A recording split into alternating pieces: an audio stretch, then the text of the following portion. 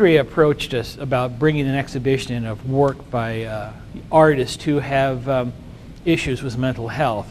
And many, many years ago, as I was a graduate out of the University of Illinois, I ended up in Louisville, Kentucky, working for River Regions, where I was the art director, art therapist for that particular region. And I had an opportunity to hold classes for people who were at that time part of that institution.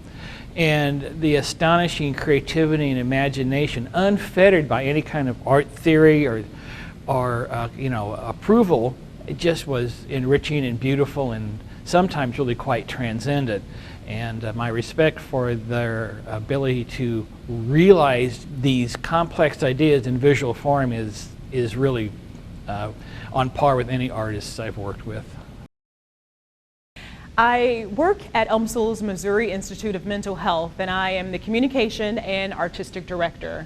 While my education background is in communication, UMSL hired me from the artist community on purpose with an idea to bring a different light, a different flair, if you will, to mental health and mental health awareness, thinking outside of the box. And we've done just that, everything from mental health flash mobs to dance productions, and now a wonderful opportunity to collaborate with St. Louis Psychiatric Rehabilitation Center to present this mental health art exhibit.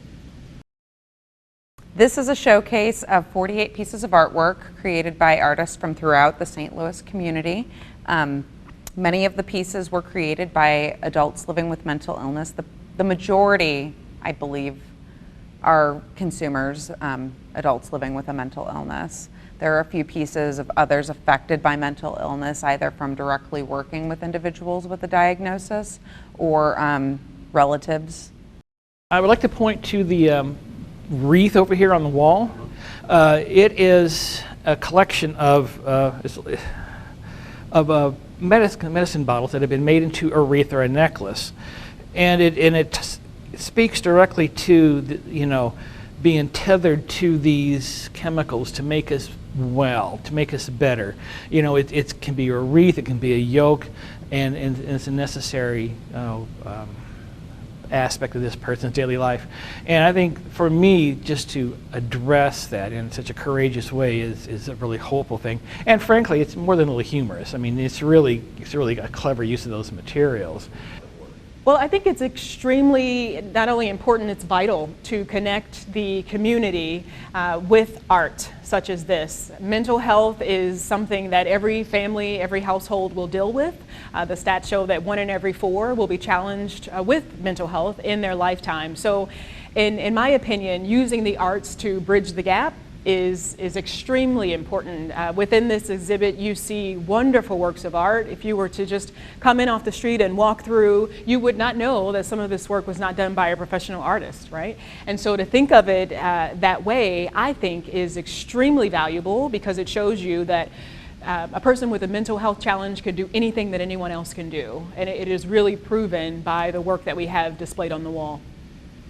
Art therapy is sometimes, I think the cheat is to say that it's kind of a marriage between art and psychotherapy, but if you wanted to delve deeper, art can be used as a form of expression. Sometimes when folks aren't able to speak directly about their experience, whether their trauma or their insecurities or their emotions, what they're going through, art can be an alternative avenue for expressing their experience. So art therapists often combine talk therapy and art making as a way to process one's experience. Art therapy can also be used to empower clients, help them to build a stronger sense of self through various art directives or, kind of free flow art making. Well, I think, it's important to me because, the university has a responsibility to serve a broad community. And this is part of our community.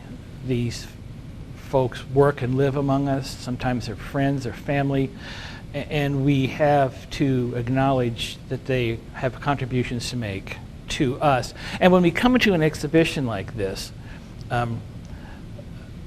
it is a chance for us to get an understanding of the circumstances people are in, to develop empathy for that and respect for that struggle.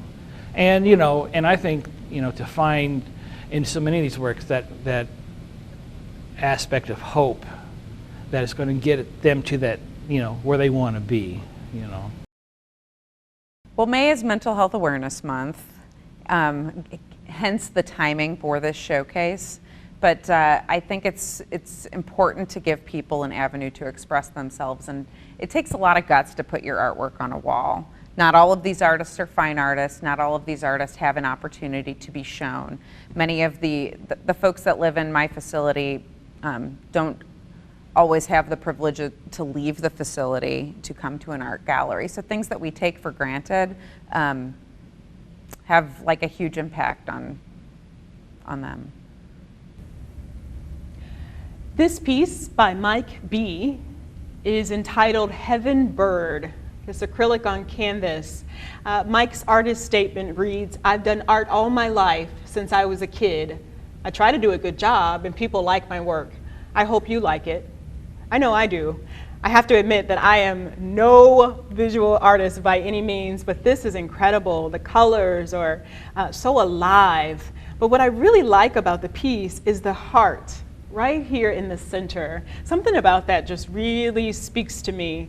And you can even see the eyes. The beautiful thing about art is it's what you make it, right? It's your reflection and what it is that you see. So I see so much hope and power in this picture, but that heart in the middle just really sings to the thought of resilience. It just really, really speaks to that. And I can appreciate what he is asking. And yeah, I really do like the work. And as I continue, Diane B. has a piece entitled Dealing with My Mental Illness, Dance with It Band, another marker on paper. Diane's statement says, "This picture is of my band in the studio. I'm the band leader and I sing, and that's the other band members. I'm a #1 all-star. I am one of the people that have a mental illness because I used to have some problems while out in the community. I've been homeless because I got kicked out of a home and had to live in the street. Someone found me and took me to a shelter." Now this piece really stands out for me as well. Again, the bright, beautiful, vivid colors, marker on paper. But when she says, "I am #1, I am all-star," and you see her, even with the band members in the background, she's standing out amongst the ranks. She's really a superstar, and she's shining. And if even that's how she feels internally, being able to see a reflection of it in her artwork, I think is incredible, extremely empowering. And I really do hope she feels like she is the #1 star, because she sure is in this photo. That's excellent. Beautiful.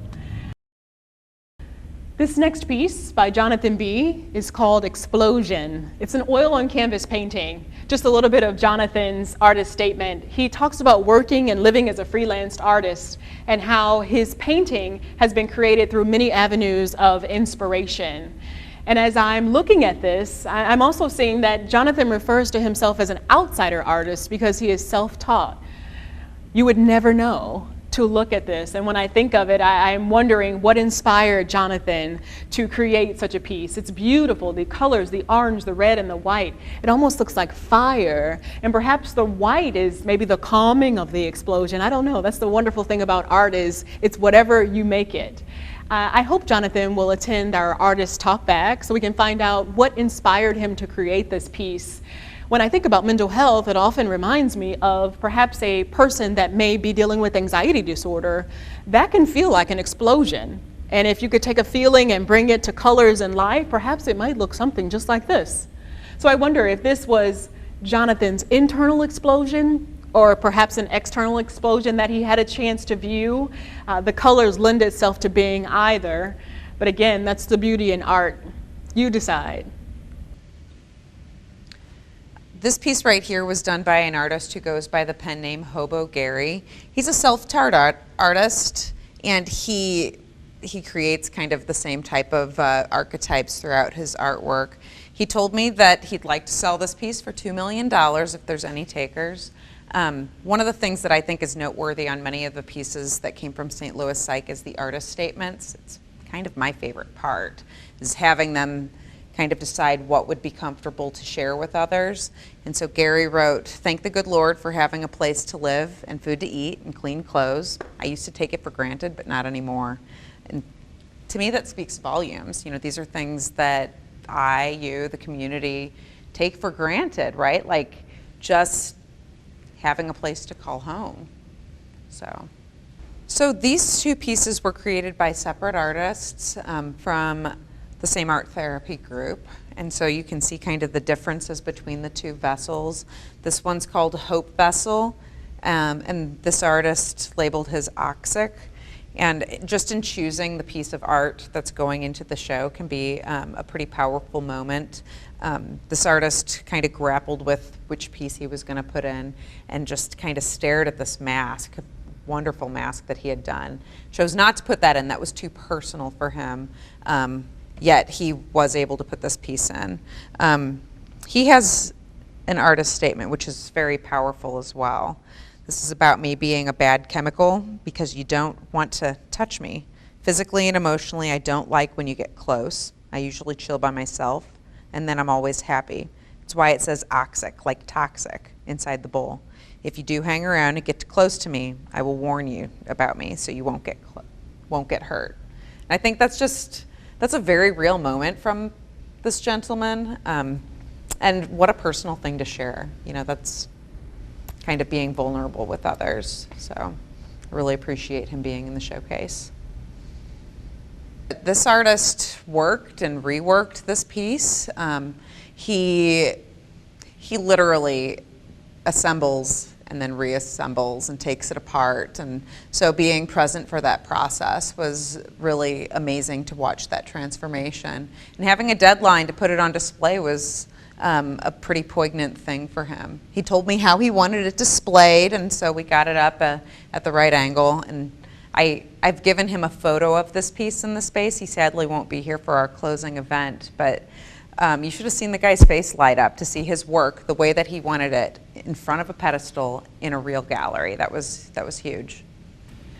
The Missouri Institute of Mental Health is an over 50-year-old organization. We've worked very closely with the Department of Mental Health throughout our entire existence, but this is the first time we're collaborating on an arts project. So Crystal Quintes, who is the art therapist and my collaborator, and I hope to bring more of this to the St. Louis community and beyond. We would like to make this an annual exhibit, not only here at UMSL, but perhaps even more gallery spaces throughout the city of St. Louis would open their arms to allowing this type of art to be featured. We at MIMH are also looking at other mediums, theater and dance. In the future, we have plans to collaborate with MADCO, Modern American Dance Company, to present a mental health awareness performance, all using dance. So those are just a few of the ideas that we have going on, but we definitely will do a lot more of mental health and the art for the community.